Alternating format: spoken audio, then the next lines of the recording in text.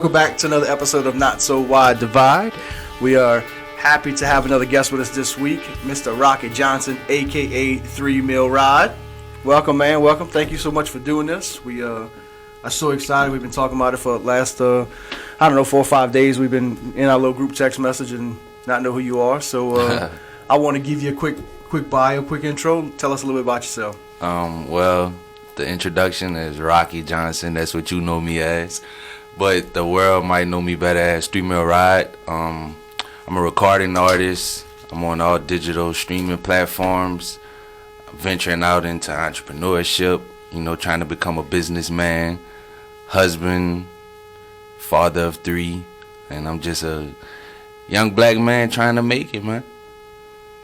And we welcome that and we empower that. And I hope you would know that if I can help in any way in any of those platforms, and hopefully this is one of them. Oh yeah, this one. I think you're gonna help us a little bit more than we're gonna help you at this stage in our endeavor. But I'll give a little 10 seconds about how I know Rocky. So Rocky's mom has worked with me for last 13 years. She was my first employee. Yeah. My first hire ever out the gate, and we worked next door to each other, 2 separate companies, a long time ago. And when I was like, I'm going to venture out on my own, I spoke with her every day, just nature of the business that we were in and how we did things. And I said, you know what, I don't know if you know. So I just randomly one day called and I said, hey, you want to go to lunch? And I don't know if that scared her or went, you're trying to take my mom out on the date. Well, yes, right? Like going. And she's, I guess. I said, this right, look, ground patty, like it's literally half a block up, yeah, okay. So I was like, look, this is what I'm going to do. This is my ideas. And she's like, I didn't, well, I'm going to get back. And she's like, yep, when you want to do it. And dude, let me tell you, she's been my ride or die since day one. I could not do this without her. I never heard that story. Yep. And, did your mom explain everybody she dates? Well, you know what else she doesn't explain? I just so happened he drops this his new, I don't know if it's album, I don't know if it's a single, I don't know exactly, I just call it a project. Perfect. Yeah. Drops his new project a week or so ago, and I see it on Instagram, and I'm like, wait. So I do a 3-minute, Google search, and I'm like, call her Tyson. She go, what? I'm like, why ain't tell me nothing about Rocky? Like, what's going on? She's like, I thought you knew. I said, how would I know? How would I, She's like, there's a lot of stuff I don't even know till he tells me. I'm like, yes, indeed. Awesome. So tell us how did it start? How did your music thing start? And give us a start to finish real quick. See, when you talk about that, I feel it's so cliche. Cause it's like you go back to when you was a child, but that's actually where it started. Like I remember I used to have a radio player with cassettes, like the tapes, and I used to just get her to buy me the blank tapes, and I used to just put them in and just record just all day, nonstop, all the time in my room. So then from there, I just kind of gravitated towards it, and one of my partners, that's my best friend, he moved down here after Katrina. And he had a recording studio in his house, and it's like nothing like this, nothing like what I got now. It's like the little bitty mic that come with the computer with a sock on it.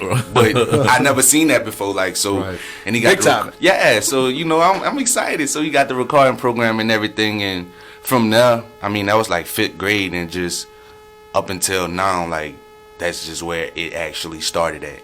And now I'm here. Doing it myself. I had to invest in myself because starting out with them, it was kind of like pulling your own weight, but we was all trying to do it collectively. But then I got so passionate about it, it's like, bro, I can't really wait on y'all to make my moves because I'm studying the game and I see the moves we missing, the opportunities that's passing us by, and this my passion, bro. Like I can't let this pass me by, so I gotta do it on my own. We still gang and like that. Like I'm gonna hold the fort down for us till I get there. And then if y'all still in that like that, I'd never stop your dreams. You feel me? So I'm just the scapegoat. So you just pretty much just you did what you had to do. You had to make the tough decision to kind of like leapfrog Yeah. the group of friends to make it, and you're not actually leapfrogging them. You know, it's just like being human, man. Anything you do, you go out and got a certain group that's just not moving as fast as you moving, and not that you don't love them, not that you don't want to bring them with you, Right. but if I do what you doing, I'm gonna be here another 10 years trying to Right. get to where I'm going. Right. So look, just take a little back step. I'm gonna go and venture off on my own, and if guys say the same, hey, I'm gonna come back and pull y'all Right. through the loops. Right. That's big, man. Yep. And look, that's one of the, there's a, I guess he's a very successful guy in real estate. Grant Cardone. He's from Louisiana, from Lake Charles. I don't know if y'all know who he is. But he's kind of become a motivational guy. He does some stuff, but that's one of the biggest things he talks about. And no matter what your background is, I mean, this dude from Lake Charles, Louisiana, started in car business, and now he's got a $500 million real estate portfolio. He was on that Undercover Billionaire, that show that's, they drop him off in the middle of a town somewhere, and they got 30 days to create $1 million business. And he did it. With $0, knowing 0 people. Nobody knew who he was. And they've done it with other people, but one of the biggest things he always says is, a lot of people get mad at me.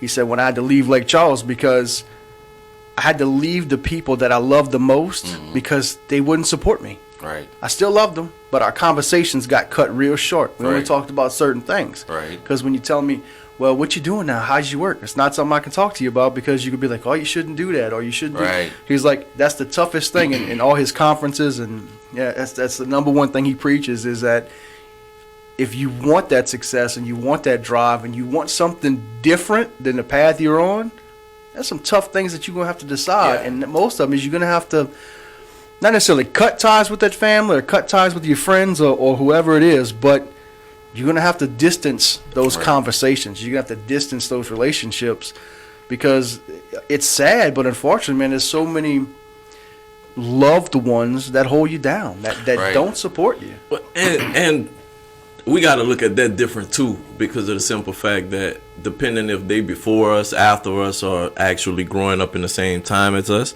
it's so many protection things. You know, Absolutely. it's just the fear of what you might not be from Right. people that's older than you. It's the fear of, man, you don't have everything that you need to be successful from the people that's on the same level as you. Right. And then people under you, that's just straight love. Like, hey man, you who I look up to. So if you leave and go somewhere or change your routine, it's something that I'm gonna lose too. So Right. it's a little selfishness with everybody, Right. and Well, a little need. Right. But it's definitely what you said. Right, and I think some of it too,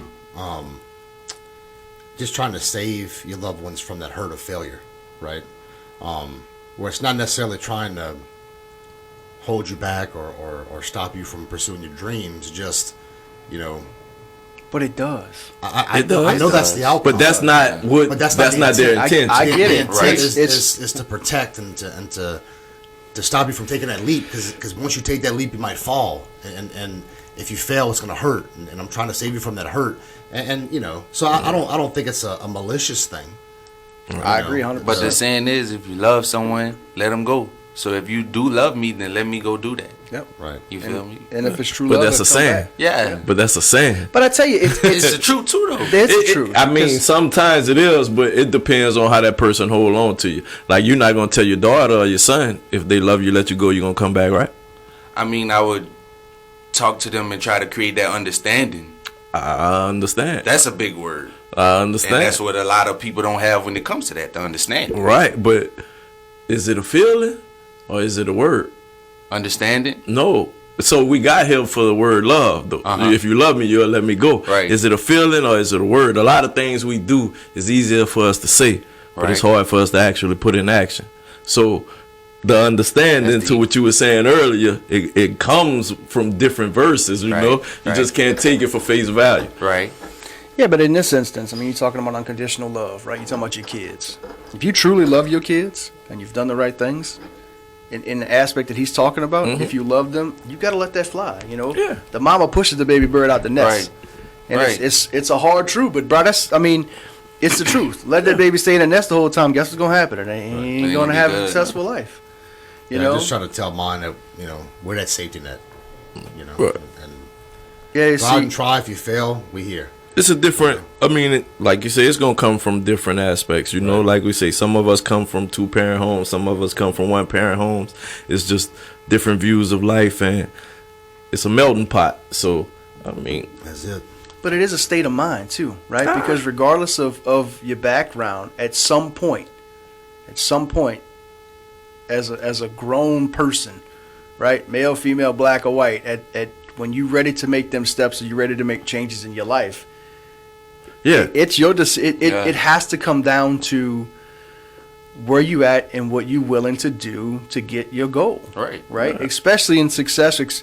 You know, if you were, and look, I'll use you as an example on this too, Rocky. Like, you a young family man. How old are you? 25, 25. How many kids you got? 3.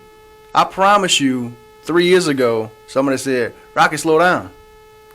2 years ago. Well, yeah, see, but it's not. That's not what you felt, Right. Right? You were like, you know what? This, I got this. I'm good. I'm stepping out. I'm Right. doing my. You know, if you'd have listened to everybody, you know, at this point in your life, you're gonna be a young man with, you know, grown kids. Right. It changes the dynamic of your life. It changes the path of your life having kids at 20 than having kids at 35. Right.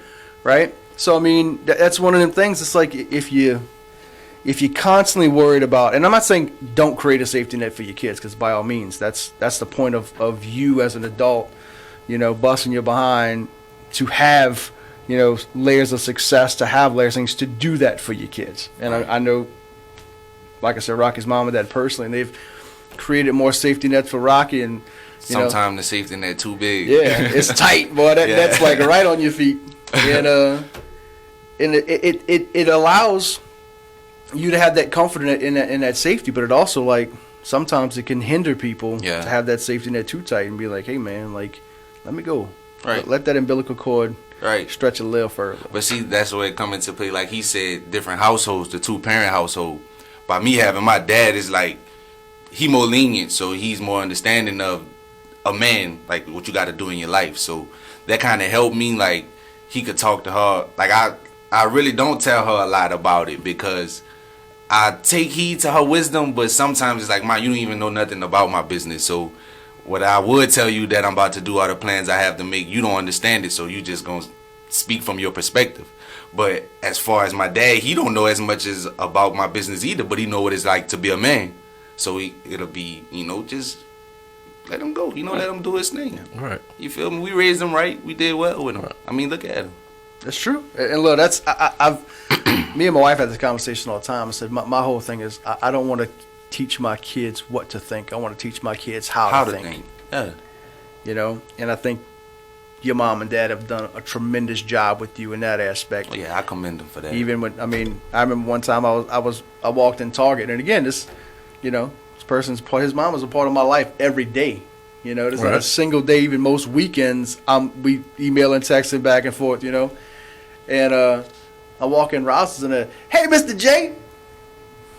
Say, Rocky, what you doing working at Target, man? Like, you don't even live around here, you know. But come back to work on Monday and talk to us. Yeah, you want to get a job, so he said Target. And I was like, go ahead, man. Right. Like, just you know, he's always been, you know, a kid that had drive and always had end goals and, you know, wanted this and wanted that. And even with the safety net, you know, you Still always was able stepped to, out and did yeah. your own. And that's, man, you know. But the safety net allowed him to be able to step out and do his own. You see what I'm saying? So that's why it's a melting pot. You ain't gonna get the same thinking. The basket, the release from home is just Right. it's just different, you know. But when you, once again, a 2-parent home, you have that. Oh, right, my pops are going to work. I know my mama gonna be able to make this happen, and when she ain't, my dad's gonna be able to make this happen. For others, you know, I mean, the Lil, like he said, he had a chance to go to his own room. Right. And a lot of people don't have a chance to Right. go to their own room, you know. And that allowed him to also be himself. Go in there, rap, no matter if it was bad for the first 2 years of his life. Ain't nobody judging him but him, because he's Right. in his own room until he got into that character. So, I mean, we could go all day with this. It's great. I mean, that's the American dream. You know what I'm saying? But it's not American reality either. That's deep. What do you mean? What you mean? 'Cause- so if I mean, it's reality. see, don't there think you it's- go. it's not- there it's you not go, everybody's there you go. reality. Right. That's what I'm saying. Okay, I'm just all. clarifying. I'm not disagreeing with I you. know, I just but we can't say I really don't think I kind of beat around the bush with it all the way. I kind of laid it on the table. So just the what you mean is really, I couldn't really dialect any further than the kind of example I gave if you said what I mean. So you would have had to ask me like, well, what you mean in terms of X, Y, Z, so I could better explain your question if it makes well, sense. when I said what you mean, it was to the comment that it's not reality, and that's It's- why I clarified it's not everybody's reality. But 'Cause that's what I it's- said. It's no, I understand that, and then when you clarified that and you came back with that, that's why I'm like, okay, you know, All right. I get that. So coming from a different background, you didn't have the safety net that Rocky's saying that he had. Well, I mean, I'm not coming from my background. I honestly wouldn't change anything. You know what I'm saying? I'm not saying change anything, but no, you I'm just saying no. Right, I didn't. Right. Like, I mean, I grew up with man from memory. Me, my brother Brandon. I mean, my mom probably had a 1-bedroom when we could know what was really going on. So we probably slept in the front room while my mom slept in the bedroom. Then we got another brother, went up to a 2-bedroom. So it wasn't just the aspect of it. It's just he had a avenue to be himself without no judgment. So it allowed him to grow into himself. If you come from a single parent home, you know a lot of the things are going to be lessened. Not always, but for the most part. And some of the avenues he had, we didn't have.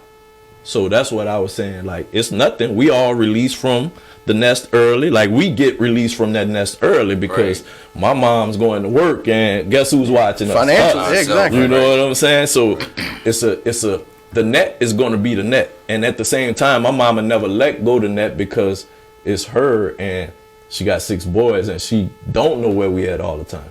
You know, and she's not going to know what's going on at our house until she gets home, not when her husband goes home, you know. So that's when I say, I mean, certain things are reality, but it's not America's reality, you know. It's not a bad thing. It's not a knock. It's just the facts of life. But you think that's, and I'm just trying to get to clarify the reality, America's reality. So you're using that as a black-white difference? No. Well, I'm just trying to clarify, because again, this is what we do, right? This is the whole point, right? Because I'm trying to say, is this your experience in life? No. Is this... Yeah, it's definitely, I only could talk from my But experience, but it goes past that. Statistically speaking, children who come from a 2-parent household have a very high advantage with everything growing up. Like the springboard that they have towards success is exponentially larger than somebody coming from a single parent or like a divorced household.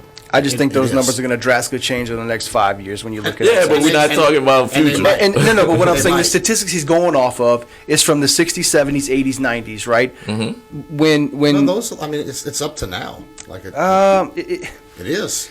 If you, I Dang, wish your Rock, laptop was What's here. gonna be the See, Rock, driving I ain't factor really to want us change to it? have no Yeah, but this is what I mean. Look, he knew what we were getting into. I mean, this is not something that.